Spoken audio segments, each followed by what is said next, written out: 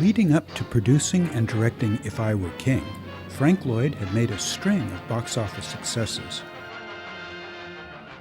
1935, Mutiny on the Bounty. 1936, Under Two Flags. 1937, Wells Fargo. And in 1938, If I Were King.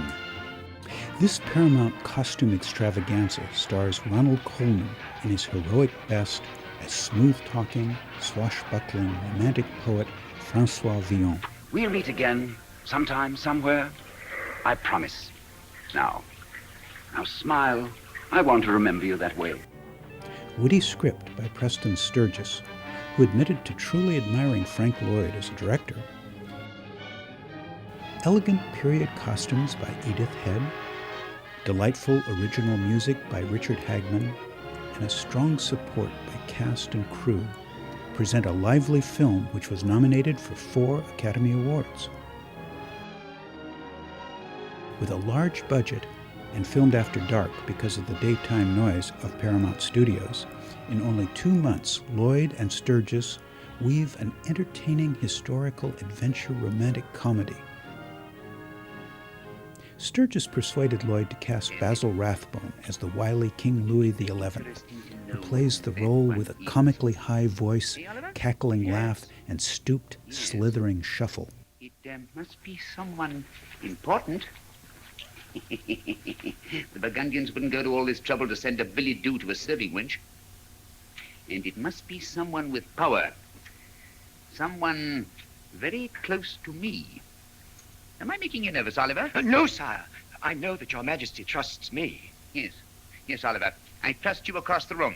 And that's farther than I trust anyone else.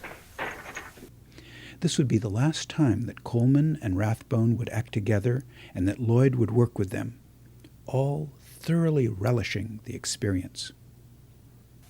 What would you do next? Try to know my subjects. I'll try and earn their devotion and loyalty instead of their loathing. By abolishing taxes, I suppose. No, by abolishing despair and substituting hope. By knowing the longings in their hearts, as a man of the people would. Seeing them as they are and admitting that their vices are as deep-rooted as their virtues, I treat them as my children instead of as my enemies. So, by knowing the worst in them, I bring out the best in them. You should have been an orator, my friend. I am an orator. If I Were King. There was another one with Ronald Colman.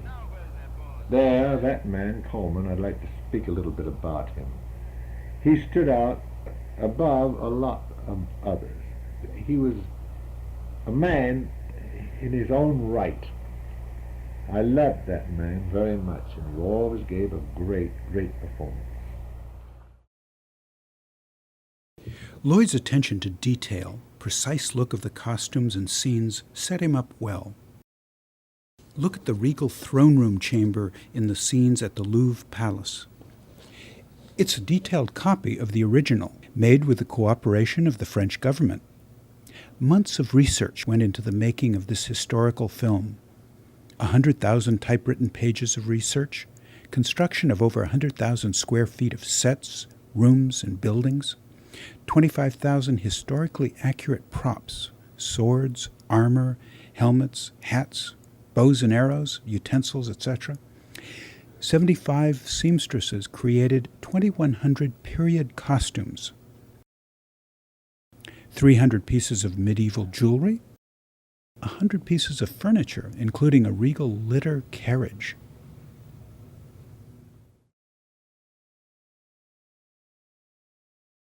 Daughter Alma Lloyd, who had trained at Pasadena Playhouse and on Broadway, only 24 years old, plays Colette.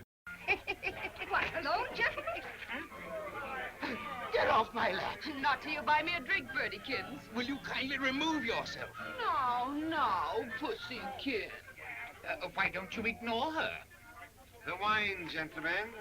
Oh, Father Time, lay not thy frost upon this budding flower. Didn't he say so? Oh, I don't know anything about it. I was home in bed. Ladies, ladies! Her future husband, Franklin Gray, 27 years old, also classically trained, plays one of the king's guards, marching in and out of scenes.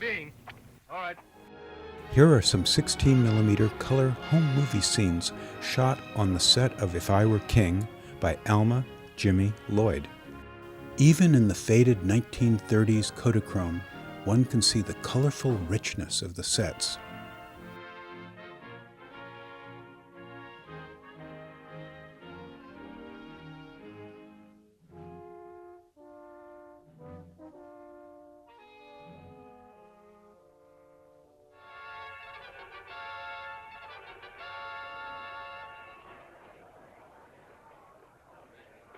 Screen right is William Farnham, a good friend of Frank Lloyd's. Farnham had played the lead in Lloyd's 1917 Tale of Two Cities, and François Villon in the 1920 silent version of If I Were King.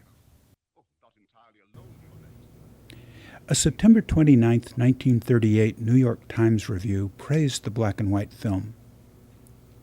We take no exception to it, confess in fact an ungrudging admiration for Mr. Lloyd's mastery of scene and transparent delight in the picturesque. His bawdy tavern, his sordid dens, his courtroom, his torture chamber, and all the people in them have been colorfully filmed and have served the romance well. When If I Were King premiered in New York City, huge crowds lined up to see it, causing much excitement and traffic jams.